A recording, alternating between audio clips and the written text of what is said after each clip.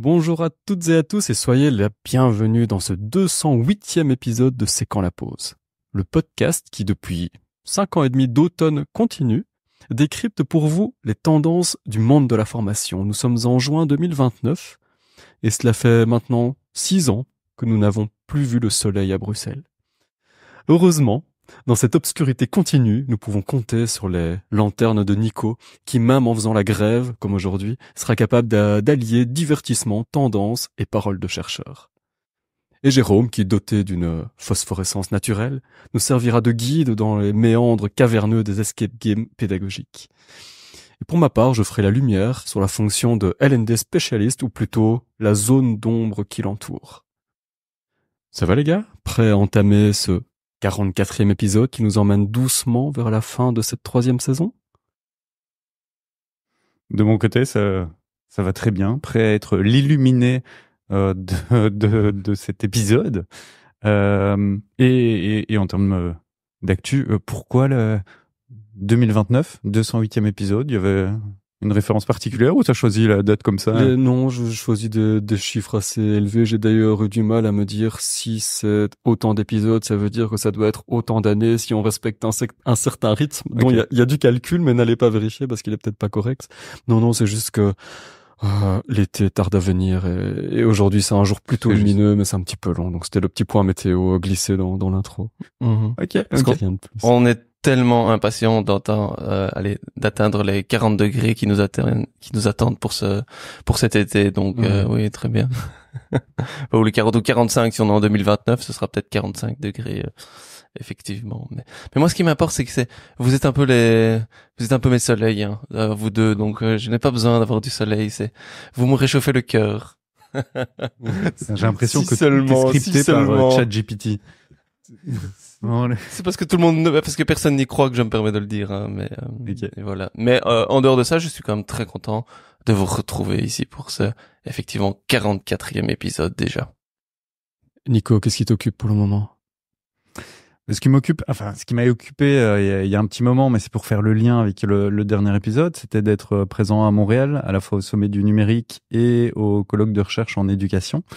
Et l'information principale que j'en ressors, c'est que comme la planète entière et comme l'ensemble du monde de la formation, les chercheurs en éducation sont complètement alpagués, affairés autour de l'intelligence artificielle. Beaucoup de communications ont traité du sujet, et pour un colloque sur le numérique en éducation, finalement, ça a beaucoup parlé de ce sujet-là. Et ce que je trouve intéressant à ressortir un peu de ce colloque, c'est que finalement, l'intelligence artificielle bouleverse le processus de recherche lui-même. C'est-à-dire que, contrairement à habituellement, même en innovation pédagogique numérique, on voit que les chercheurs font des travaux qui se font les uns sur les autres, etc. Ici, l'intelligence artificielle va tellement vite qu'en gros, toutes les communications qui étaient présentées, c'était des chercheurs qui étudiaient comment dans leur institution l'IA se mettait en place du côté des pratiques enseignantes, des pratiques de recherche ou des pratiques d'apprentissage. Ça, c'est la première chose. Donc finalement, on reste sur des travaux descriptifs et très peu fondés scientifiquement. Et à côté de ça, ce qu'on voit, c'est que par rapport au processus de publication scientifique, et pour nos auditrices et auditeurs, il faut se dire que habituellement, un article qui sort dans une revue scientifique, c'est plus ou moins 2 ans de publication entre le début du travail de publication, même pas du fait de mener la recherche, mais le début du travail de publication à la fin d'une recherche et sa publication, c'est donc, on va dire, 1 an et demi à 2 ans. On voit qu'ici, entre la fin d'une recherche autour de l'IA et finalement 2 ans après, on est sur des temporalités complètement différentes. Donc on avait encore des présentations de travaux de recherche pré-ChatGPT et on a vraiment l'impression que c'est la préhistoire. Il y avait quelques doctorants et doctorantes qui parlaient de « Ah, mais j'ai entamé un doctorat sur l'intelligence artificielle en 2021 ». Ça a complètement changé depuis, qui était un peu dépité dans la manière de vivre tout ça. Donc voilà, c'est un peu l'actu du moment, c'est constater que même dans le milieu de la recherche, l'IA bouleverse pas mal les choses. Oui, et c'était il y a 1 an et demi, hein, avant ChatGPT. Un peu plus maintenant, donc c'est ça qui est assez bluffant, assez fou aussi. Oui. Il y aura un petit point IA de mon côté aussi, mais Jérôme, à toi l'honneur. Ben moi j'espère, mais en tout cas c'est pas l'IA qui a couru les 20 kilomètres pour moi la semaine passée. Hein. Je vais vous parler un peu de cette fameuse course qu'on préparait. Et je dis on parce que Nico s'y était mis aussi inscrit, mais voilà, il parlera s'il a envie de son épopée, ou en tout cas de son expérience, sa non-expérience médicale des 20 kilomètres. Donc voilà, petite actu, j'ai plus trop mal aux jambes, mais donc je visais un certain temps et j'ai fait une petite minute en plus. Donc petit échec, mais toujours autant de plaisir à aller courir parce que c'est comme une course qui est très très populaire, pardon, pour ceux qui ne connaîtraient pas. À Bruxelles, bah, c'est quand même tout Bruxellois ou Bruxelloise qui se respecte doit avoir couru au moins une fois les 20 kilomètres dans sa vie. Donc c'est quand même un gros événement. Donc voilà, entre plaisir et performance, une petite déception, plaisir, c'était chouette, surtout que sur le parcours j'ai recroisé un copain d'humanité que j'avais plus vu ces dernières années et donc on a un peu rediscuté, donc c'était chouette aussi, c'est passé plus vite de ce niveau-là. Ça t'a pris une minute. Et je vais dire c'est de sa faute, hein, on va se dire ça pour se rassurer, même si c'est pas du tout la vérité. Mais donc voilà, petite actu plus privée, et je prends encore quelques secondes plus une actu un peu professionnelle aussi, parce que on est occupé sur réfléchir en tout cas à l'utilisation et l'évolution de notre plateforme LMS, plus vers une idée ou un concept de hub. Et ce sur quoi je voulais insister, partager, c'est que on a essayé de conceptualiser ça via une maquette et qu'on le teste avec les clients très très rapidement sur une base de cette maquette là d'avoir leur feedback, leur avis sur à la fois surtout sur le concept, mais sur certaines fonctionnalités, est-ce que c'est pertinent, pas pertinent, et je trouve que c'est une chouette manière de faire aussi pour avoir un produit qui est le plus adapté possible, et puis après même des fois pour convaincre en interne parce que ça reste un défi technique quand même assez important, et donc avoir les clients derrière nous, c'est bien, pas qu'on ne le faisait jamais non plus, mais voilà, j'insiste parce que je pense que c'est toujours une chouette expérience déjà aussi de faire le lien client et une bonne manière de faire aussi. Donc voilà, ce qui m'occupe actuellement cette semaine. Et chez toi, Lio? Ouais, vas-y, Nico, si tu question. voulais réagir à ça, peut-être. Ouais, petite question sur vu que l'idée de cette maquette, ce prototype, c'est de faire évoluer le côté LMS. Vous travaillez aussi avec votre prestataire LMS sur les évolutions? Tout à fait. Et donc c'est ça, on a plusieurs éléments qu'on est en train d'analyser dans cette première phase-là, hein, et donc effectivement feedback, retour client, et aussi avec notre prestataire actuel de dire voilà, ça c'est ce qu'on veut. Est-ce que comment vous pouvez nous aider? Eux ont même développé une petite maquette pour nous aussi sur base de leurs produits, voir ce qui serait possible. Et donc on a partagé notre vision, ils partagent aussi leur vision. Au niveau du business model aussi, on doit changer complètement. Donc qu'est-ce qu'ils peuvent nous proposer en termes de pricing aussi, et comment est-ce qu'ils peuvent être créatifs de ce côté-là aussi. Donc voilà, pour créer un vrai partenariat aussi avec son prestataire, je trouve que c'est intéressant de l'impliquer dès le début aussi, et pour être un peu moins victime des fonctionnalités ou des développements, on dit ok, nous on voudrait ça, comment est-ce que vous pouvez répondre à ça? Ça permet que la balle est dans notre camp à la base aussi, et après choisir le prestataire qui répond le plus à ce que nous on veut, plutôt courir derrière et d'être chaque fois un petit peu victime des fonctionnalités ou des développements qui pourraient être mis en place par ce prestataire-là. Cool. Pareil pour la technique. Pour le moment, c'est un volet qui est laissé plutôt de côté parce que on rêve d'abord et on fait rêver les clients, et puis l'atterrissage sera peut-être un peu difficile, mais on verra que dans un deuxième temps, quoi. Donc toi, Lio? Ouais, de mon côté, ça implique un petit peu aussi, un petit peu beaucoup, même Jérôme. Enfin, en tout cas, il était dans cette actualité-là aussi. On a communiqué à 2 occasions autour d'un retour des 2 Learning Tech. Donc, on a fait un genre de bilan de 4 tendances qu'on avait retenues de ces visites à Learning Tech Paris et Learning Tech Londres, plus de l'actualité et de notre veille de manière générale. C'était un exercice assez particulier, vu qu'il y avait un exercice où, pour la même présentation, il fallait la faire, la cuiser en 20 minutes.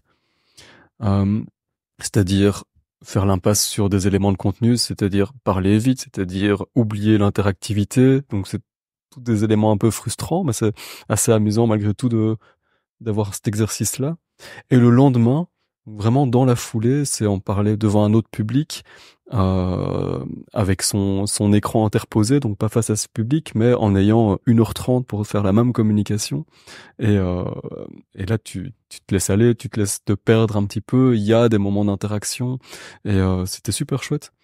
Mais donc les tendances qu'on avait retenues, je vais pas revenir très longuement dessus, mais c'était d'une part la mort des jobs.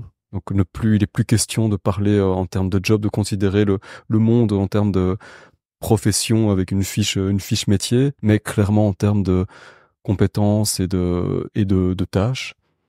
Donc c'est vraiment granulariser la profession aussi. Comme unité de base, ça doit être la compétence. Et on ne fait que redire ce qu'on a déjà dit, mais c'est des tendances qui ont été observées. C'est la mort des contenus.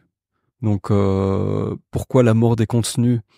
C'est pas vraiment la mort des contenus, mais c'est les contenus maintenant sont tellement facilement créables, avec une qualité tellement et toujours plus toujours augmentée, plus proche de nos souhaits, sans compétences créatrices spécifiques, productrices spécifiques, que finalement on a des outils de plus en plus qui sont capables d'intégrer une dimension de création.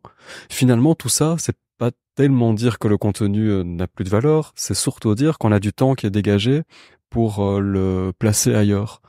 Donc, la création de contenu nous libère du temps qu'il faut investir dans l'humain. Dans l'humain, c'est dans la personnalisation, c'est dans l'accompagnement, c'est dans la mise en pratique, c'est dans l'analyse de l'impact. Donc, c'est dans tous ces aspects-là. Une autre tendance, c'était sur la mesure de ces apprentissages, l'engagement, la mesure d'un côté et l'engagement de l'apprenant avec la mesure de l'impact que ça peut avoir, mais aussi l'engagement grâce à certaines données de son manager. Donc l'implication de son manager dans ces trajets d'apprentissage. Et on a conclu, parce qu'on pouvait pas faire autrement, et parce que c'est partout, comme tu le rappelles encore, Nico, tout à l'heure, intelligence artificielle. Avec le message de, en fait, il est juste urgent, on est clairement pas au bout ou dans une révolution, on est au tout début d'un chemin qui va nous amener progressivement vers une étape de révolution des pratiques, et il faut absolument embarquer. Ça a jamais été aussi simple d'embarquer, parce que tous les outils, plein d'outils sont là, accessibles ou accessibles pas cher pour faire plein de choses, même ludiques, et donc il faut y aller. Faut pas, il sera trop tard si on prend le train en marche, parce il sera déjà trop loin ou il ira trop vite, quoi.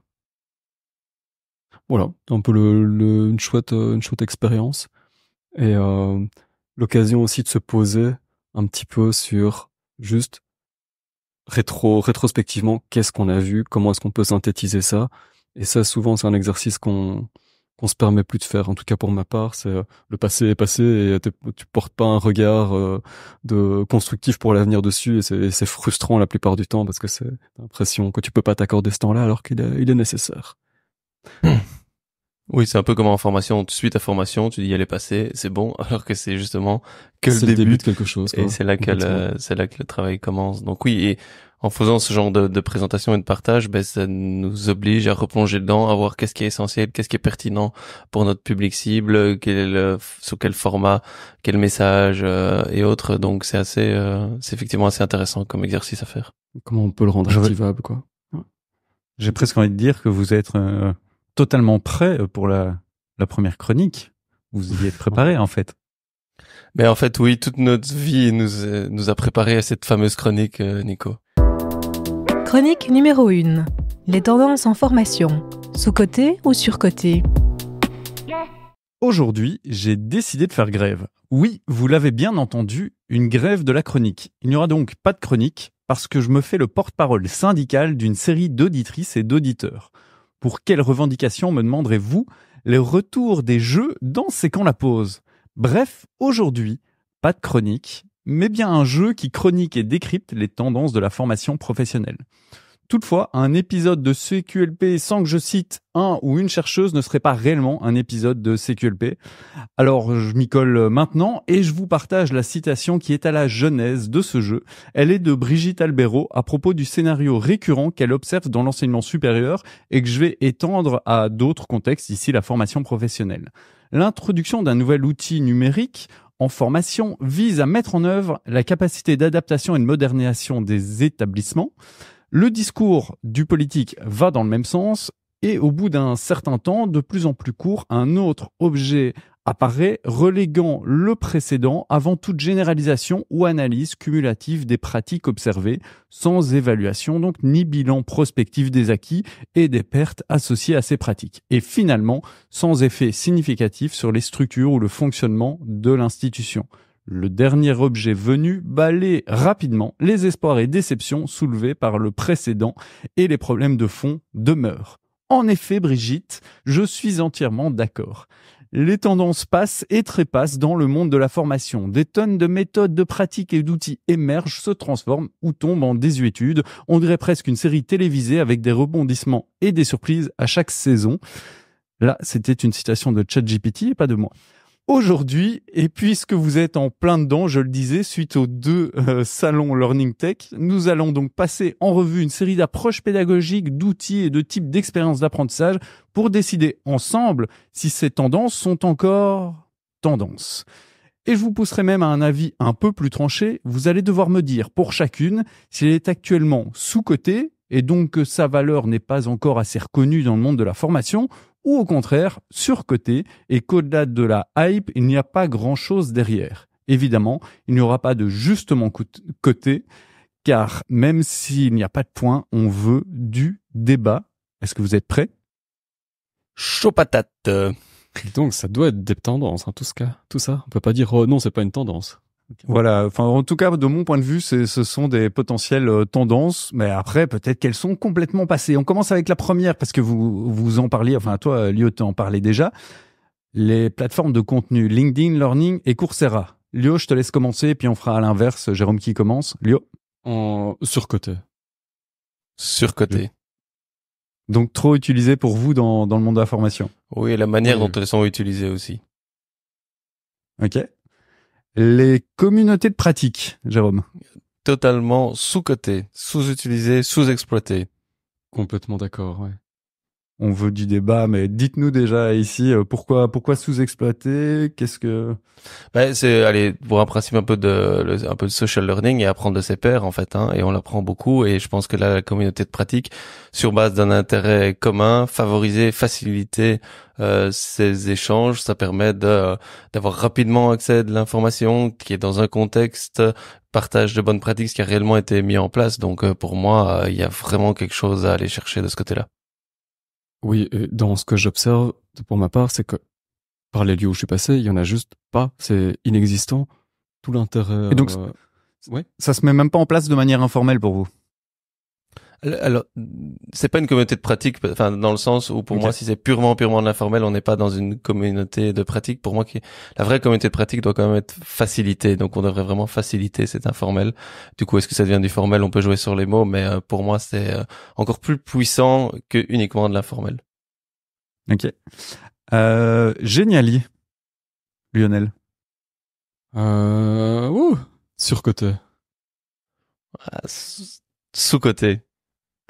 Ah, enfin, j'ai évidemment changé l'ordre par rapport à ce qui était annoncé et j'arrive à avoir du débat. Je vous laisse partager un peu, peut-être Lio d'abord. J'ai jamais été, mais c'est tout à fait personnel, j'ai jamais été grand fan de Geniali. J'ai l'impression que ça nous enferme dans un autre environnement. Donc c'est pas un outil qui est intégré, on sait l'embarquer partout, mais ça nous enferme dans ce qu'il nous propose. Et j'ai le même problème, en fait, même si je préfère Geniali à ça, avec je vais me faire que des amis, je crois, avec tout ce qui est storyline. Donc, quand tu as le module e-learning, en fait, c'est un bloc que tu intègres à certains endroits, et en fait, t'es enfermé là-dedans. Ouais, en gros, c'est presque ta navigation un site dans interne. un site. Oui, c'est ça. Et pour moi, Geniali, c'est quelque chose qui a des super bonnes exploitations possibles, mais il faut essayer de que ça devienne pas un trop gros bloc d'un coup, que ça mais reste c'est pour un ça- truc de présentation. Vas-y. C'est pour ça J'ai que vraiment je pas dis- pu, vas-y. Mais non, c'est pour ça que pour moi il est sous-coté. Tu le dis toi-même. Il y a des possibilités d'exploitation qui sont incroyables. Alors ça reste un outil. Il faut pas faire n'importe quoi, n'importe quand avec. Mais je pense qu'il y a des possibilités énormes et qui permettent aussi à tout le monde de changer du PowerPoint classique et donc très intuitif. Je trouve ce que dire. C'est on peut facilement créer du contenu, du bon et du mauvais. On est d'accord. Mais en tout cas, l'intuitivité et la facilité d'accès de la plateforme et pour mettre de l'interactivité à bon escient est quand même assez puissante, je trouve. Ça, je suis relativement d'accord. La prise en main. Parfait. vachement Donc c'est bon, simple, le débat est clos. c'est ok, mais je trouve surcoté le fait qu'on se dise il faut vraiment surinvestir l'outil pour essayer. J'ai pas dit ça non plus. on Hein. passe de faire des Là, j'ai dimensions de profondeur. Mais par contre, etc. quand tu on passe à compares une Genially à Storyline au niveau intuitivité et accès et prix déjà, hein, on est déjà dans une autre dimension. Hein. On va bah, passer si à tu veux une prochaine- exporter ton Geniali en SCORM, pardon. Du score. Prochaine tendance. La prochaine tendance, Prochaine- c'est Scorm ou pas, histoire? Donc, prochaine tendance outils. Et évidemment, on va pas à chaque fois trancher. Le but de cette non-chronique, c'est aussi déjà de créer un peu de tension potentiellement entre vous et puis de permettre à nos auditrices et auditeurs de se faire leur propre avis à travers vos propositions. Et une tendance vieille de plus d'un siècle annoncée par Thomas Edison comme la révolution du milieu de l'éducation, la vidéo pédagogique. C'est moi qui dois commencer. Vas-y. La vidéo pédagogique surcotée. Moi, j'aurais Lionel. tendance à voir ça plutôt comme surcoté aussi. C'est-à-dire, on Eh, l'utilise trop? Ouais, en fait, ça devient vite. Ok, avant c'était on fait un PowerPoint. Enfin, comme pour les réunions professionnelles, on dit ok, il faut un PowerPoint. Quand on part en formation, c'est on fait une petite vidéo. Et donc, ça reste puissant, mais ça devient le réflexe et la norme, et donc voilà, trop mal exploité. Pareil pour Lyon ou? Ouais, je suis assez d'accord. Je trouve que c'est plutôt dans le côté mal exploité. C'est que, en fait, je trouve que c'est bien de produire ça, mais que c'est souvent trop transmissif et reçu comme tel, et ça incite à la passivité. Ça passe pas trop comme ça. L'évaluation de l'impact des formations. Lyon. Sous-côté. Totalement sous-coté. C'est pas moi qui vais dire le contraire, évidemment. Ça, c'est clair. Je sais même pas si je dois me justifier derrière ou si je dois expliquer mon choix. Non, mais peut-être juste une question peut-être de pourquoi d'après vous on investit autant dans la formation et finalement on ne regarde pas tout ce qui va être retour sur investissement, impact, etc.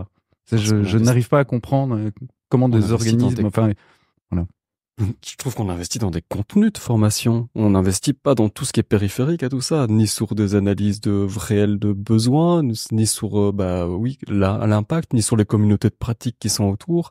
Non, j'ai l'impression qu'on surinvestit et on surcote, comme tu le disais tout à l'heure, les contenus sur étagère, et ça s'arrête là. Okay. Quoi. Oui, moi je vais faire un peu de sémantique, mais parce qu'on investit dans la formation et pas dans l'apprentissage.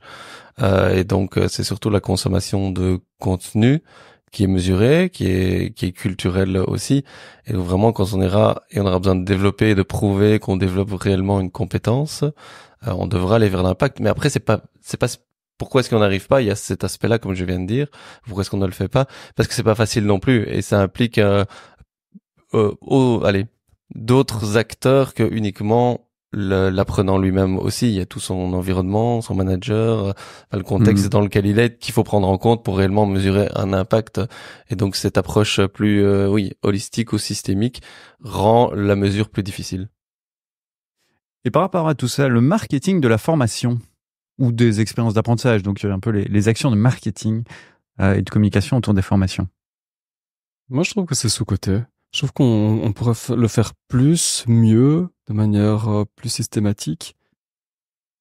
Et j'ai l'impression que on n'a pas en fait des marketing pour des vendeurs de contenu, mais on ne vend pas mieux à des publics internes de la formation. Lio a déjà poussé sa réponse avec les arguments. Bon, Ouais. Jérôme? Ben moi je fais le lien avec le point précédent. Mm. Pour moi effectivement sous-côté parce qu'on pourrait justement utiliser les mesures de l'impact pour encore mieux vendre les formations et pas dans un but commercial ou le côté un peu négatif de dire vendre. Non, montrer en fait la valeur réelle que peut avoir cette action de formation ou cette expérience d'apprentissage pour la personne qui la suit. Pour faire du lien avec tout ça, une vieille tendance qui, enfin, je vais pas moi m'exprimer, mais qui a peut-être vivoté, qui est toujours là, ce sont les badges. Jérôme, les badges et micro-certifications. Pour l'apprentissage, totalement surcoté. Et je vais sûrement pas me faire des amis en disant ça, mais voilà. Je suis un peu plus mitigé. Je trouve que c'est un peu inutile, ça c'est vrai, mais il y a un côté dans le côté gamification où il y a un côté si ça s'intègre à des parcours et des progressions au cours de parcours, tu accumules des galons et des badges, je trouve ça assez sympa d'avoir une Est-ce que c'est pas une nouvelle forme de certification, d'acquisition des compétences, plutôt que juste des attestations de suivi de formation? Je lance peut-être la question plutôt à Jérôme. Oui, ça dépend effectivement ce que tu mets badge, hein. Je l'ai pas compris sur le contexte. Ok, j'ai un badge parce que j'ai une certification de compétences. Là, c'est peut-être une autre tendance ou une nuance au badge. Moi, je voyais plus le badge dans un côté, oui, un peu gamification pour engager un peu la personne à aller au bout ou partager certaines choses qui à la limite du nudging ou autre dans ce sens-là. Ou c'est pour ça que je dis pour suivre et s'engager dans une formation, pourquoi pas, mais vraiment pour dire ça, l'apprentissage au sens de développement de compétences, j'y vois quand même certaines limites. La conception de modules e-learning grâce à l'IA, vous en parliez aussi, Jérôme. J'étais sûr de ma réponse et maintenant j'ai quand même envie de tendance à dire sous-côté. Sous-côté, Elio? Moi je dirais plutôt sur-côté. Mais je peux justifier aussi parce que je laissais Lio donner son avis avant de donner mon argumentation.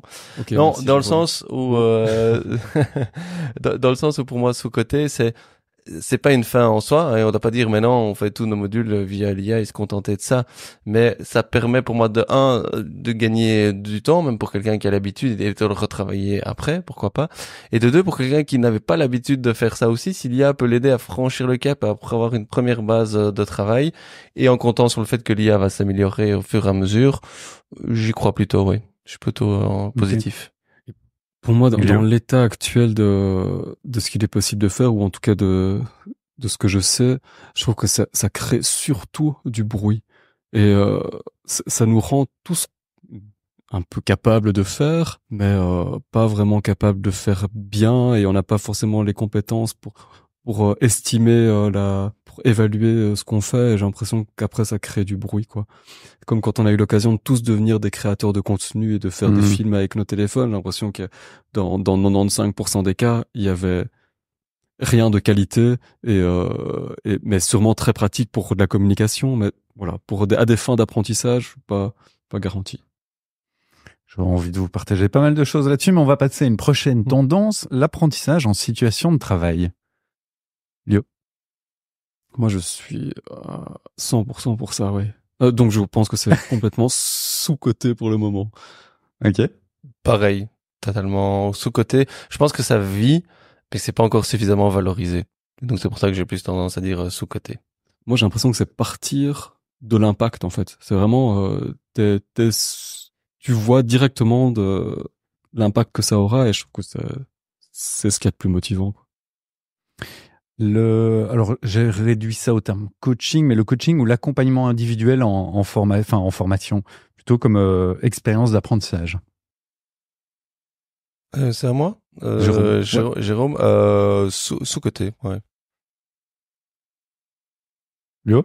Difficile.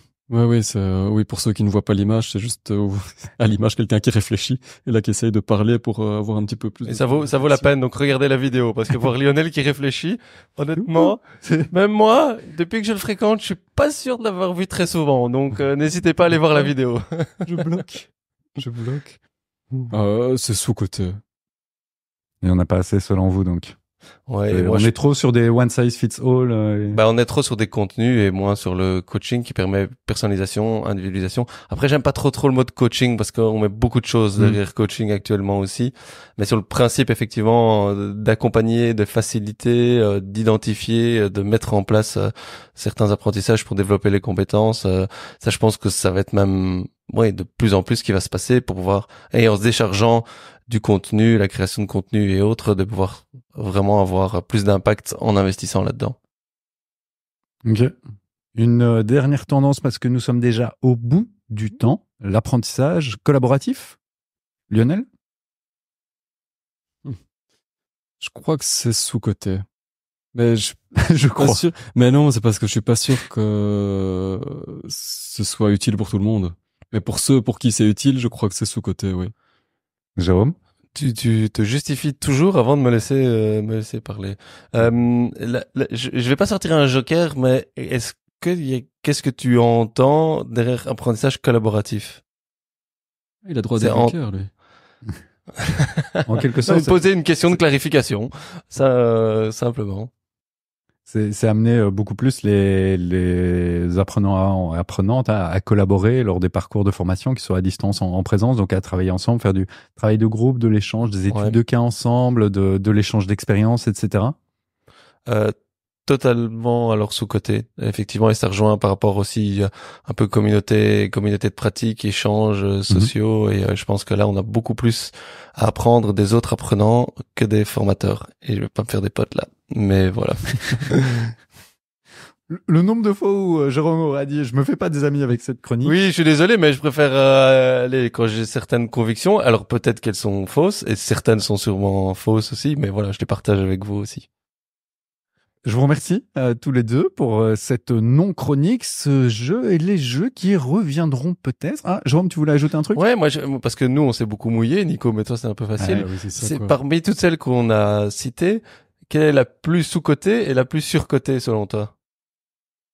Ouf, la plus sous-cotée à mon sens, c'est, enfin vous le disiez, l'évaluation de l'impact des formations, où vraiment je ne comprends pas fondamentalement comment on investit autant d'argent. D'habitude, c'est vraiment l'argent qui peut être le nerf de la guerre et qui fait avancer, malheureusement, mais fait souvent avancer la société, ou surtout les sociétés, les entreprises. Et ici, je ne comprends pas comment elles investissent autant pour aussi peu de rentabilité, ou aussi peu évaluer cette rentabilité de la formation. Donc voilà, pour moi, c'est l'un des plus sous-cotés. Le plus surcoté. C'est là qu'on se fait pas des amis. Lionel, t'es le plus surcoté, en toute façon. Je dirais peut-être la dimension de vidéo pédagogique, parce que je le vois encore beaucoup, cette volonté de faire beaucoup de vidéos pédagogiques, une croyance dans la vidéo pédagogique, alors que d'une part c'est un média difficile à produire, et surtout c'est un média très difficile à appréhender en tant qu'apprenant ou apprenante, parce qu'on va revenir au texte, etc. Et donc pour moi c'est un outil en tout cas surcoté, peut-être qui baisse peu à peu en tendance, mais qui reste quand même assez souvent. J'ai encore là pas mal de projets qui viennent vers moi avec cette volonté de développer des compétences en vidéo pédagogique, de créer de la vidéo pédagogique, alors que potentiellement c'est pas toujours le meilleur outil. Voilà. Merci Nico de t'être mouillé aussi. Chronique numéro 2. Fonction L&D spécialiste. Digital Learning Manager, Learning Consultant, Instructional Designer, Learning Architect, L&D Specialist, Learning Designer, Learning Expert, Learning Experience Designer, Learning Content Creator, conseiller technopédagogique, coordinateur de formation, responsable de formation, etc. Ça donne franchement l'impression qu'ils sont partout et qu'ils nous envahissent. Mais qui sont-ils en fait? Que recouvrent ces profils? Et c'est pas simple de répondre à cette question, d'autant plus que j'ai moi-même déjà porté plusieurs de ces noms de fonctions sans que ça envoie spécialement altérer le job. Et d'ailleurs, dans l'un ou l'autre cas, le nom officiel choisi n'était pas le plus explicite de la liste des activités que je viens de décrire. Dans l'enquête de l'ISTF, intitulée Employabilité et compétences clés dans le digital learning en 2024, il y a bien une tentative de les répartir en fonction de 4 grandes catégories d'activités que sont, dans le domaine du learning, l'organisation, la conception, la production et le déploiement. Et autant j'apprécie la tentative de synthèse et de définition, autant on se retrouve avec des particularités du type un digital manager est plus actif en conception qu'en organisation. Un concepteur e-learning est moins actif en conception qu'un digital manager, et le plus présent par contre en production. Et un learning designer est autant clé en phase de conception qu'un digital learning manager, mais moins que ce dernier en production. Donc ça mène vers vous irez voir le graphique vous-même, ça mène à des comparaisons très très bizarres, alors que le poste qui est dit ne dit pas ce qui est fait. Donc ça reste pas super clair. Et l'accès à la profession ne l'est pas non plus. Du moins, pas à pareil éventail. Puis ça pose clairement la question de l'étiquetage. Pourquoi en préférer une étiquette à l'autre? On mêle tantôt un format, avec digital par exemple, tantôt un statut, avec consultant, tantôt une comparaison à une autre profession, avec architecte, tantôt un degré de seniorité, avec spécialiste ou expert, tantôt une approche ou une mode, avec expérience peut-être, tantôt une activité avec designer ou creator, etc. Pourquoi ne pas gommer ces maigres spécificités qui, selon moi, desservent une profession? Qui perdrait-on à devoir creuser un peu la lecture ou le contact pour comprendre les spécificités de l'activité de quelqu'un? En cela, j'aime assez bien la tentative de l'ISTF. Mais il lui manque un brin de courage et de proposition pour proposer une direction plutôt que d'organiser le fouillis actuel. On pourrait se demander si cette prolifération de titres n'est pas finalement le reflet d'une profonde insécurité professionnelle. À force de multiplier les appellations, cherche-t-on à masquer un certain flou artistique autour des compétences réelles et des tâches spécifiques de ces métiers? Question. Est-ce une manière de rendre le métier plus impressionnant qu'il ne l'est réellement? Ou simplement un moyen pour les entreprises de justifier des niveaux de rémunération variables sans avoir à préciser le contenu du poste? Une chose est certaine, à vouloir trop en faire, on finit par perdre le fil, et la confusion s'installe autant chez les professionnels que chez les employeurs. Cette avalanche de titres cache aussi une réalité plus pragmatique, celle de la normalisation du jargon pour mieux vendre du rêve. Learning Experience Designer sonne indéniablement plus prestigieux que concepteur pédagogique. Et dans une société où l'apparence prime souvent sur le fond, cela peut faire la différence. Mais au-delà de l'effet de mode, quel est l'impact sur le terrain? Les collègues, les partenaires et même les recruteurs peuvent se retrouver perdus face à une terminologie ésotérique, là où la simplicité et la clarté seraient bien plus efficaces. Finalement, peut-être est-il temps de revenir à l'essentiel. Au lieu de se perdre dans des intitulés complexes et des distinctions superficielles, concentrons-nous sur la valeur ajoutée réelle de notre travail. Simplifions nos titres pour mieux refléter nos compétences et nos missions. Car en fin de compte, ce qui compte, ce n'est pas le nom sur la carte de visite, mais l'efficacité et la qualité de nos interventions. Me paraît du coup beaucoup plus utile d'œuvrer à développer une formation universitaire dynamique et en phase avec les tendances, que Nico entend, les tendances, plutôt qu'une formation de base généraliste et laisser le marché du travail s'emparer de nomenclatures spécifiques fondées sur l'expérience acquise, un positionnement particulier ou du personal branding.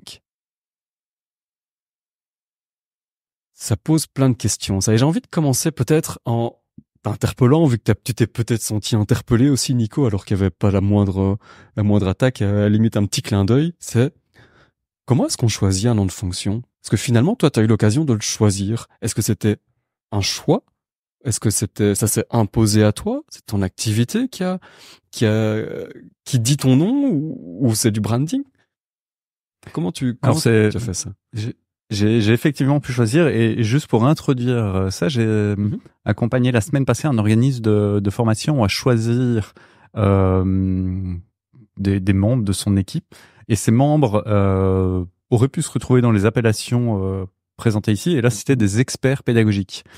Et donc le terme aussi expertise renvoie à quelque chose, alors que finalement ils sont plus dans une posture de conseil, d'empathie, d'accompagnement, etc. Donc effectivement on peut et apparemment, ce que la responsable disait, c'était que ce terme est un peu une appellation historique. De mon côté, le choix de je le laisse, mais en fait, je ne l'utilise plus, de Learning Experience Designer, renvoyé pour moi à la méthodologie principale que j'utilise, le Learning Experience Design, donc une approche de conception pédagogique centrée sur les apprenants.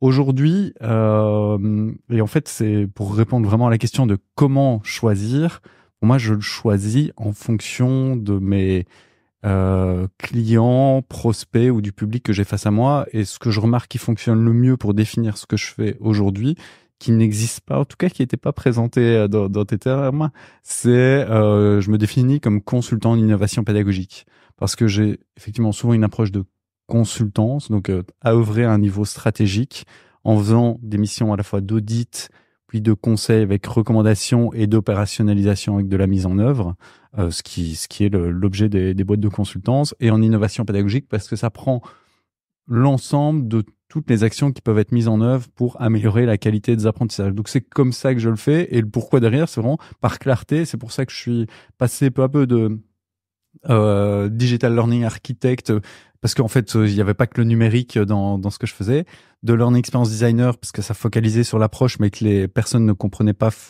la spécificité de cette approche, et finalement consultant en innovation pédagogique. Ouais, ça pose plein de questions. Enfin, je trouve ça super intéressant le fait que tu puisses détricoter tout ça, mais ça veut dire aussi l'importance du nom. J'ai l'impression qu'il y a, je ne sais pas vraiment me prononcer, mais c'est l'impression que c'est propre à ce domaine d'activité-là, qui en est un pareil éventail. Non, je pense qu'on est peut-être biaisé, et ça, je me notais ça pendant ta chronique, puis je laisserai Jérôme réagir.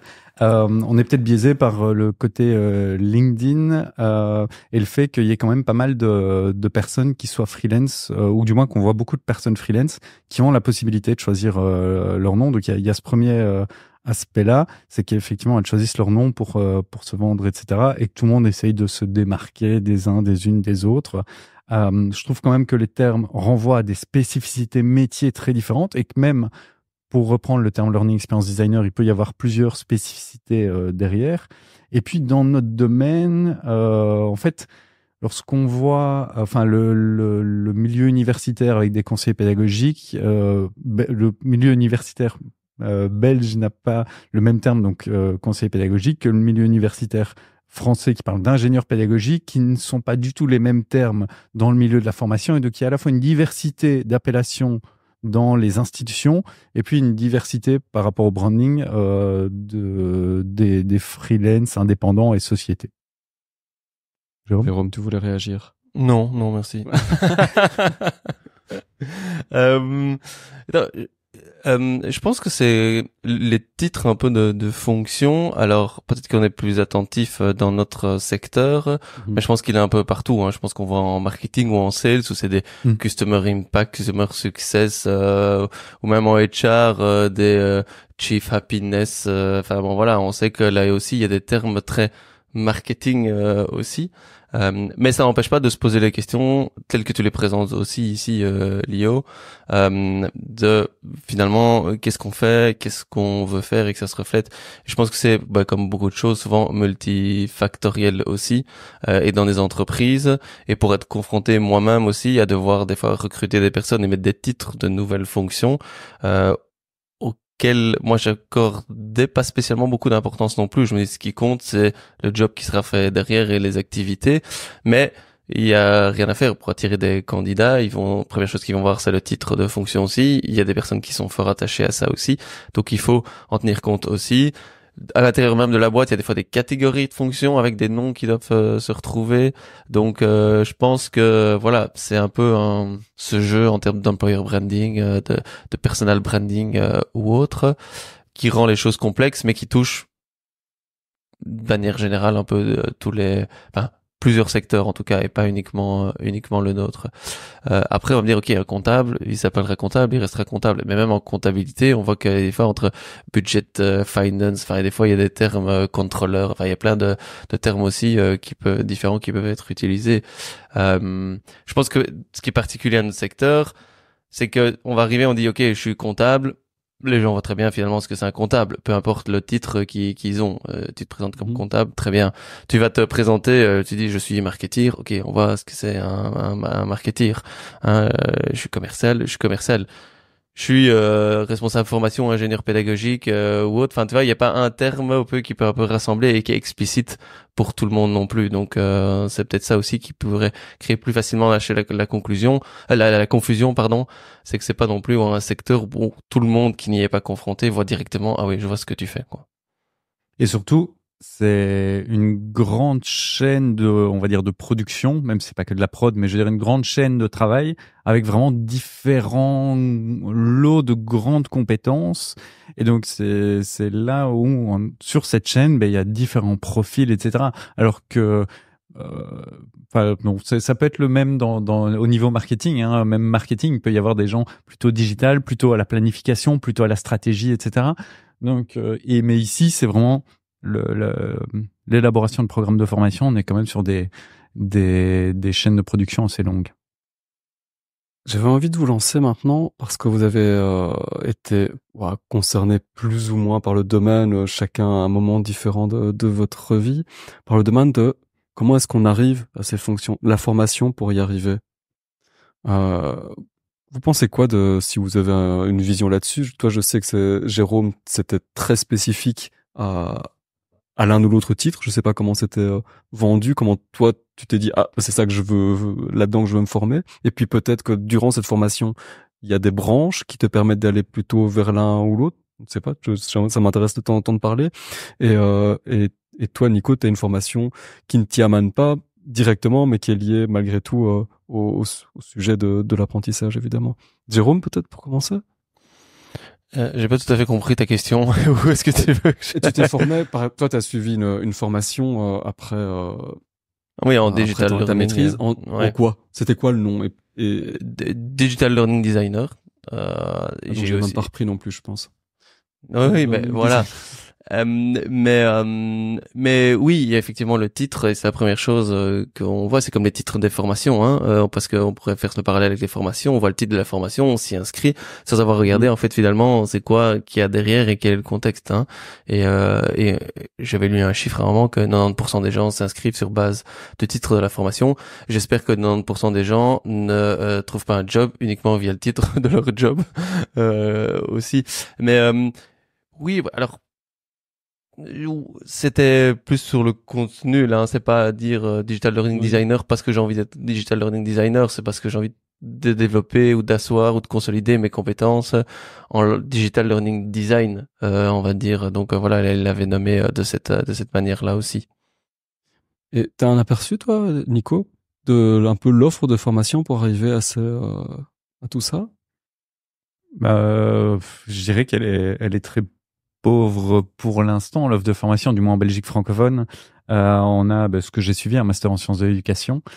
Parfois, dans certaines institutions, on a des finalités, soit vers l'enseignement supérieur, soit vers la formation professionnelle, soit même qui intègrent le numérique.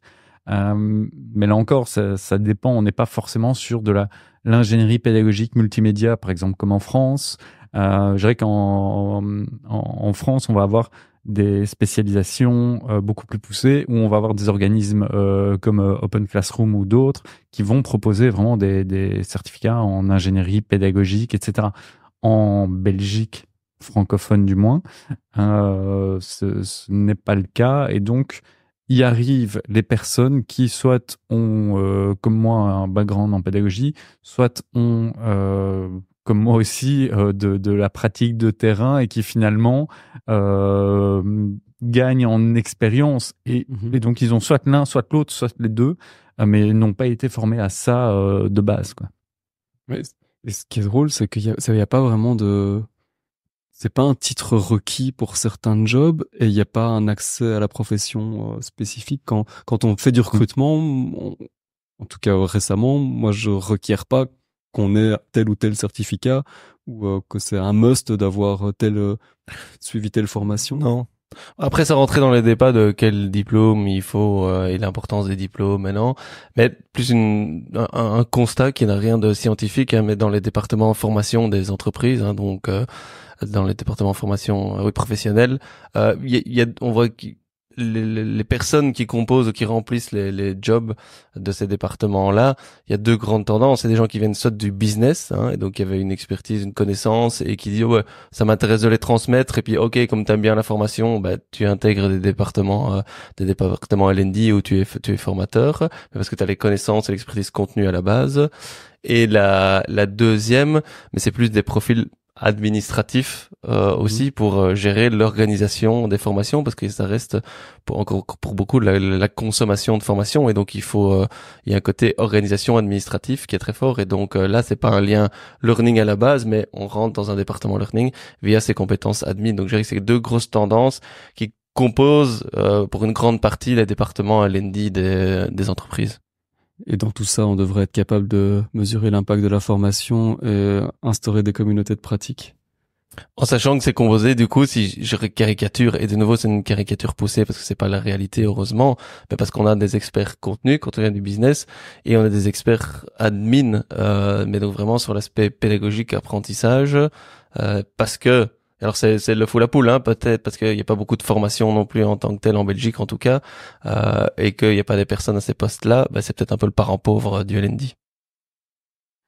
Merci à tous les deux pour cette discussion, et peut-être qu'un jour on sera tous learning manager simplement, et learning professionnel. Ce qu'on fait. Learning professionnel, un nom générique. À voir, on verra en 2029. Chronique numéro 3. Escape game pédagogique, vraiment efficace ? Dans cet épisode, je vais vous proposer une chronique un peu spéciale, voire totalement étonnante ou détonnante. Je vous propose aujourd'hui une expérience inédite, d'abord pour moi, car personnellement, je n'en ai jamais testé. Mais nous allons vivre ensemble une aventure unique et interactive. Un escape game audio sur les escape games pédagogiques. Oui, vous avez bien entendu, je vais vous proposer cette chronique sous format d'escape game, et étant donné qu'on est dans un podcast, ce sera uniquement audio. Alors, vous êtes prêts à vivre cette expérience avec moi ? Un peu musique pour mettre dans l'ambiance, c'est parti. Nous voici donc enfermés dans cette pièce sombre et lugubre. Comment en sortir en seulement 3 minutes ? Ah, là en face, une petite porte, allons voir. Elle est verrouillée par un cadenas à 3 lettres. Bon, juste à côté, un petit mot. Voyons ce qui est écrit dessus. Pour ouvrir cette porte, il va falloir résoudre quelques énigmes dissimulées dans cette pièce, tout en découvrant ensemble si les escape games peuvent vraiment révolutionner votre manière d'apprendre. Chaque énigme correspond à une lettre de ce cadenas. Vous avez donc 3 minutes avant que ce cadenas se verrouille à tout jamais. Bon, pas de temps à perdre, commençons par explorer la pièce ensemble. Regardons autour de nous. Ah, là, des objets dispersés sur une table. Une tablette, un manuel, une fiche avec des indices. Bon, la tablette est verrouillée et affiche une question. Lisons-la ensemble. Quel est l'objectif clé d'un escape game pédagogique ? 3 choix apparaissent sur la tablette. Petit A, gérer sa résistance au stress. Petit B, apprendre par action ou par projet. Petit C, passer un bon moment ensemble. Que pensez-vous ? Partons pour la réponse B, apprendre par l'action ou par projet. Bon, la tablette s'est déverrouillée, révélant une carte de la pièce avec des symboles étranges sur des murs. Il faut scanner les bons symboles avec la tablette pour avancer. Ok, un message s'affiche, déchiffrons-le ensemble. Je suis l'équilibre parfait. Trop dur et vous échouerez, trop facile et vous vous ennuierez. Qui suis-je ? De nouveau, 3 options apparaissent. Petit A, la décoration de la pièce. Petit B, la difficulté des énigmes. Petit C, la durée du jeu. Bon, relisons l'énigme. Je suis l'équilibre parfait. Trop dur et vous échouerez. Trop facile et vous vous ennuierez. Qui suis-je ? A, la décoration de la pièce. B, la difficulté des énigmes. Petit C, la durée du jeu. Ah, regardons les symboles de plus près. Une inscription cachée. Un bon équilibre entre la difficulté des énigmes garantit un engagement constant. Ok, on est donc sur la réponse B. On a notre deuxième lettre. Bien joué. Bon, zut, la tablette s'éteint. Bon, continuons d'explorer la pièce. Bon, cette pièce est fort sombre quand même et quasi vide, on n'y voit rien. Où peut-on regarder ? Ah, là, au tableau, un mur, tout poussiéreux. Vite, approchons-nous rapidement. Il nous reste moins d'1 minute 30. Alors, il est écrit « Après le jeu, je veux consolider mes apprentissages. Mais que faire? Bon, très énigmatique, qu'en pensez-vous? Essayons de retourner le tableau. Ah oui, là, il y a 3 options. Ça nous permettra certainement de trouver la dernière lettre si on trouve la réponse. Petit A, refaire directement le jeu une deuxième fois. Petit B, passer à un autre jeu. Petit C, faire un débriefing structuré. Bon, rappelons-nous la question recto, je m'en souviens plus très bien. Après le jeu, que faire pour consolider nos apprentissages? A, refaire le jeu. B, passer à un autre jeu. C, faire un débriefing structuré. Partons sur le débriefing structuré. Bon, on récapitule lettre à lettre. Vite, il nous reste 27 secondes. Bon, dites-moi ce que vous avez noté. Moi, j'ai B, C. Ok, on essaye. Yes, ça marche. Voilà, nous sommes libres. Félicitations, chère équipe, nous avons réussi notre escape game pédagogique. Ok, nous sommes sortis de la salle. Voilà, j'ai essayé de vous faire vivre de manière très rapide un escape game pédagogique audio pour vous présenter 3 caractéristiques d'un escape game. Apprentissage par l'action par projet, équilibre des énigmes et débriefing sont donc parmi les ingrédients indispensables d'un bon escape game pédagogique. Mais, chères auditrices, chers auditeurs, et chers Lio, cher Nico, pensez-vous que les escape games sont un outil incontournable de la formation professionnelle ou s'agit-il simplement d'une mode passagère? Surcoté ou sous-coté? Moi, je pense que c'est ni l'un ni l'autre. Je trouve c'est la première fois que j'en vis un, par contre. Enfin, j'en ai déjà vécu un dans un lieu où il faut essayer de sortir, enfin l'escape game classique. Mais je trouve que c'est une manière ludique d'apprendre. Mais ça circonscrit aussi pas mal d'éléments de ce qu'on peut apprendre, parce que les activités qui sont proposées, ici t'étais contraint par le format, mais on peut pas partir dans des trucs hyper complexes non plus. Donc c'est des apprentissages assez ponctuels sur des petits éléments, mais je trouve ça chouette comme expérience. C'est comme ça le premier ressenti. Ouais. Ça, mais c'est ma Et première. toi, Nico, qu'est-ce que tu penses un peu? Surcoté, sous-coté, pour reprendre un peu ton petit jeu du début? Je dirais peut-être... c'est une bonne question. Et tu peux pas dire au milieu. Non, peut-être sous-coté dans la dimension d'usage, mais parfois surcoté par les personnes qui en parlent, parce qu'il y a un point très important qui est en fait le premier point dont tu parlais avec l'idée d'apprentissage par projet, apprentissage par l'action. Dans les escape games, on voit les mêmes difficultés que dans la pédagogie par projet, et dans les escape games, cette difficulté est encore plus importante, c'est d'amener les apprenants, les participants à se focaliser sur les apprentissages. En fait, ils vont être tellement focalisés sur l'action, sur la résolution des énigmes, qu'ils en oublient finalement leur posture d'apprenant. Et donc, il y a un travail à la fois dans la scénarisation de cet escape game pour amener à l'ancrage des apprentissages, mais aussi dans le débriefing de l'escape game pour refaire un point sur les apprentissages, pour échanger là-dessus, etc. Et donc vraiment, la complexité de l'escape game est là où il est peut-être parfois surcoté parce qu'on va montrer Geniali ou d'autres choses comme ça qu'on peut utiliser pour faire des escape games. C'est dans la scénarisation pédagogique pour permettre de réels apprentissages et d'amener la réflexion sur l'apprentissage.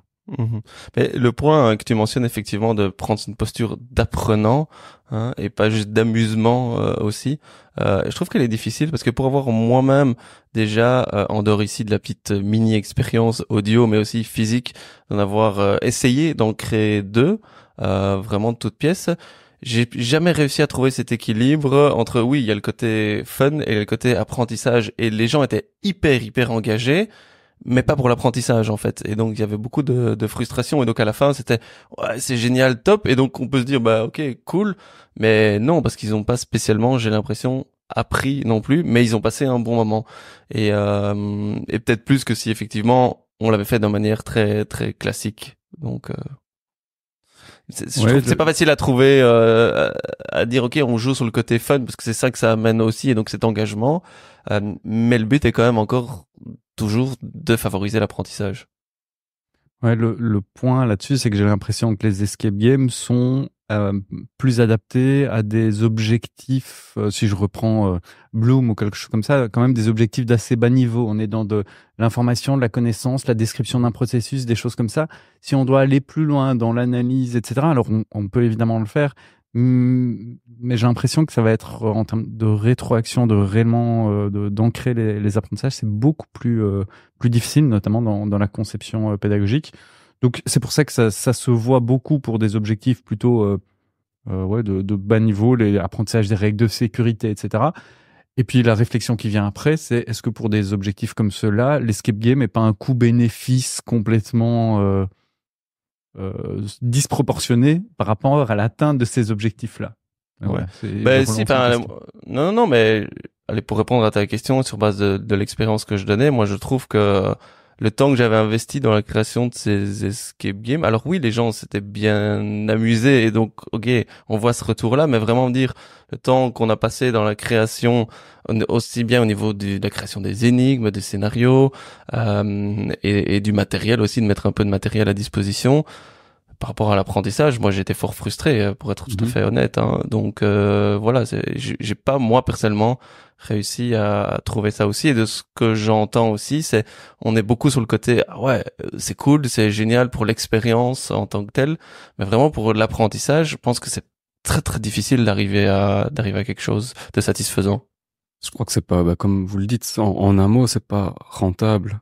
Un investissement qui est beaucoup trop supérieur pour le gain qui est très sur de l'apprentissage ponctuel, sur des éléments qu'on est capable d'énumérer ou ce genre de choses. Mais par contre, le format, y a rien de plus engageant, quoi. Donc je sais pas si on saurait faire évoluer le format mais j'ai l'impression que non, c'est un format qui est fait pour avoir des énigmes courtes, donc sur des apprentissages ponctuels. Et comment est-ce qu'on peut faire bouger ça? J'ai pas trop la clé là-dessus, mais par contre, ce qu'on a un petit peu oublié ici, c'est que malgré tout qu'il en reste quelque chose, c'est l'importance de ce débrief. Donc il faut refixer par après. Tiens, ah oui, en fait, on en était immergé avec un autre focus que celui de l'apprentissage. Ouf, on change le viseur et on le met un petit peu sur cet élément-là. Donc là, je pense on peut en retirer quelque chose. Ouais, parce que là, ça m'intéresse que tu puisses insister sur ce point-là, parce que c'est un des points que j'avais aussi sur ce côté débriefing, parce que pour créer un post escape game, j'ai un peu regardé les éléments clés dans la littérature de qui fabrique un escape game, et en fait, le constat que j'ai fait, et donc c'est les 3 éléments que j'ai essayé de mettre à travers ici, hein, c'est-à-dire effectivement la conception, la difficulté des énigmes, un peu la scénarisation, difficulté, le bon niveau de difficulté en tout cas de ce qui est proposé, et le débriefing.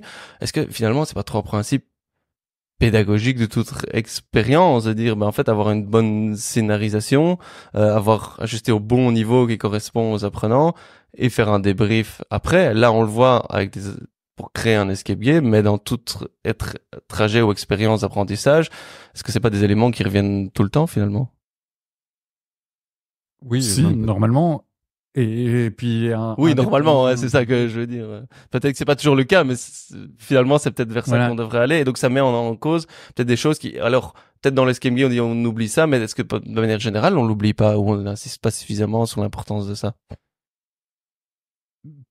Si, potentiellement. Et là où je suis pas d'accord avec Lio et je reboucle avec la question sur la dimension engagement, c'est que l'escape game a ce défaut que ça reste une situation fictive. Et j'ai l'impression qu'on peut quand même avoir de la pédagogie par projet avec des situations authentiques. Par exemple, pour prendre vraiment un exemple tout bête à l'université, plutôt que d'amener des étudiants à produire un travail pour leur enseignant, ils vont produire des pages de contenu sur Wikipédia. Là, on est alors c'est pas le format jeu, mais on est dans une situation authentique, on va publier sur Wikipédia, on va être confronté à la réalité. L'escape game a ce problème de rester dans une situation fictive tout de même. Et donc, pour les apprenants, il y a parfois moins d'engagement dans cette approche un peu plus fictive. Et après, le débriefing va un peu dépendre de ce qui est fait, mais effectivement, le triptyque scénarisation, avoir des bonnes consignes après, et le débriefing est essentiel. Mais je suis pas sûr que sur la dimension engagement ce soit optimal. Non, mais c'est peut-être ça justement le défi, comme tu disais dans le débriefing aussi, c'est dit ok, vous avez vécu ça, comment est-ce que vous pouvez le mettre maintenant, quel lien vous pouvez faire par rapport à votre pratique professionnelle et investir le temps. Mais c'est vrai que the debriefing est moins peut-être fun que l'activité en tant que telle aussi, ou même dans l'escape game aussi, parce que on a toujours dit ok, il faut sortir d'une pièce, c'est le principe forcément l'escape game. Il y a peut-être des situations dans le scénario, des cas concrets qui pourraient être réutilisés, mais c'est là où je veux dire, pour moi, c'est comme tout exercice ou activité pédagogique de manière générale, et voilà. Mais pour moi, la seule crainte que j'ai, ou le constat que j'ai, c'est que dans l'escape game, on tombe vite très facilement dans le côté fun et engagement, parce qu'on voit l'émulation et l'enthousiasme que ça peut amener. Et attention, avec le bémol, pas chez tout le monde, il y en a qui détestent ça et qui ont vraiment du mal aussi, donc il faut être aussi attentif à ça, on va dire de manière générale, mais majorité n'est pas généralité.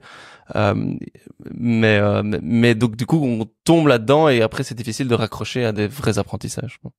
Il y a ça, et vraiment au-delà du débriefing, parce qu'on a bien insisté dessus, c'est de s'opposer en tant que concepteur ou conceptrice d'escape game, lorsqu'on va en créer un, c'est comment est-ce qu'on y met des moments un peu comme tu l'as fait toi, en répétant les réponses ou en répétant les questions importantes, des moments qui vont permettre l'ancrage des apprentissages. Insister en fait sur un escape game, d'une certaine manière, il y a beaucoup de bruit, d'informations non intéressantes qui cachent finalement l'information intéressante. Comment est-ce qu'on met à un moment le spotlight, la lumière sur cette information la plus pertinente pour qu'il y ait l'ancrage. Donc là, vraiment, on revient sur la scénarisation pédagogique est assez complexe par rapport aux potentiels effets. Lio, tu voulais encore rajouter quelque chose? Non, parce que j'allais conclure en disant qu'on allait rester avec ces interrogations, donc sur cette frustration et en même temps cette envie de pouvoir poursuivre dans l'élaboration de l'exploitation de ce format. Mais je te coupe peut-être la parole si toi tu voulais ajouter un dernier mot de conclusion. On pourrait en parler encore des heures, mais non. Je pense que l'essentiel a été dit. Ici. Voilà. On va basculer, par contre, pour pas que ça dure, que cet épisode dure des heures pour vous qui nous auditez, qui nous écoutez, mais non, les auditeurs qui nous auditent, mais qu'il reste dans un format habituel. On va basculer tout doucement à nos recommandations, et même plus que tout doucement, pour y basculer immédiatement. Et tu gardes la parole, Jérôme. Oui. Mais bon, ma reco, c'est un rapport de McKinsey qui date déjà un peu en termes de moment de publication, puisque déjà de 2017, mais que je trouve qu'il est plus d'actualité que jamais. Il n'a jamais autant d'actualité, je trouve, par rapport au job, et on en parlait un peu dans les tendances qu'on a observées dans les différents salons, en disant il faut plus réfléchir en termes de job, mais en termes de skills. Et en fait, c'est ce rapport qui explique un peu la décomposition en termes de job et les impacts de l'automatisation, des compétences, et même sur les salaires. Donc, c'est pas directement lié au learning, mais on peut y trouver un lien, puisque c'est sur développement des métiers, développement des compétences, avec comme c'est une étude, il y a des chiffres aussi à l'appui. C'est pas très très long, c'est facilement, il y a une version courte et puis une version beaucoup plus longue pour ceux ou celles qui voudraient aller plus loin. Mais donc voilà, ça s'appelle Jobs Lost, Jobs Gains, et donc ça vous permet d'avoir un peu plus d'éclaircissement et d'éclairage là-dessus.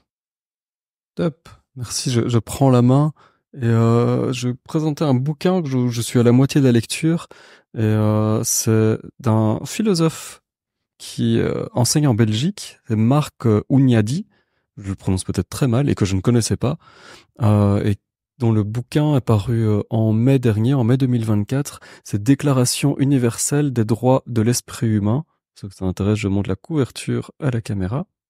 Et donc c'est un petit ouvrage qui insiste sur l'esprit humain en comparaison ou en contradiction avec la machine et le numérique. Donc c'est c'est une prise de position ou une mise en garde au niveau où j'en suis, dans tout ce qu'on est en train de perdre en termes de liberté acquise précédemment, et une mise en garde sur ce dans quoi le numérique nous enferme, dans une manière de fonctionner, dans une autre logique, qui fait que tout comportement qui sort d'une logique qui est conditionnée par les outils va être perçu comme déviant, alors qu'avant ces outils numériques-là, ça pouvait être perçu comme original ou créatif. Et je caricature un petit peu sa pensée, évidemment, parce que c'est long de c'est court comme ouvrage, mais c'est très dense en termes d'écriture et d'idées, donc c'est pas facile d'en ressortir les éléments clés sans y investir le triple du temps. Mais c'est un petit peu ça le parti, donc c'est une mise en garde sur, en gros, la prédominance du numérique et encore plus à l'heure de l'intelligence artificielle. Donc, le message, c'est restons prudents et ayons conscience de ce qu'on est en train de perdre, du shift qu'on est en train de faire, même s'il est volontaire. Soyons et restons sceptiques si on fait le lien vers une des chroniques de l'épisode sur l'intelligence artificielle. Et donc, ça cristallise un petit peu cette pensée-là.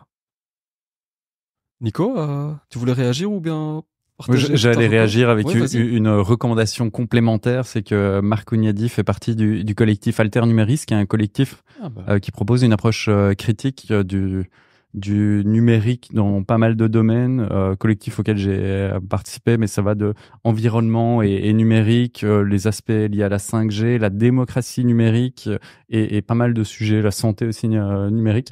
Donc on vous met en description le lien vers le collectif Alter Numéris, ces différentes publications, parce que ça permet d'avoir une vision assez critique sur tous des enjeux de société liés au numérique. Top, merci pour le complément. Et il enseigne à l'Université catholique de Louvain. Voilà. Ouais.